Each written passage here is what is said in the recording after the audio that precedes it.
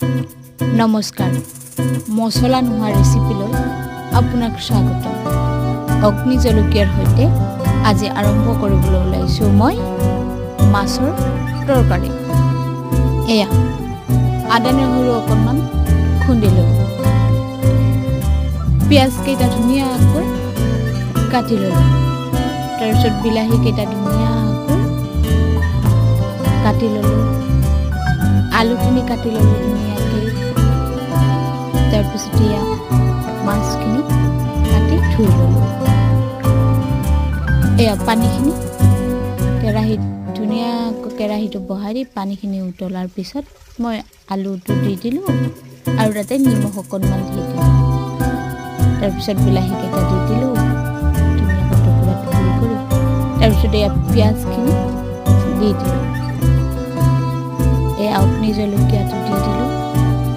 তাৰপিছত মই দি দিলোঁ আদা নহৰু ইয়াত দিম এতিয়া হালধি তাৰপিছত মই ধুনীয়াকৈ অকণমান উতল অহাৰ পিছত মাছখিনি পেলাই দিম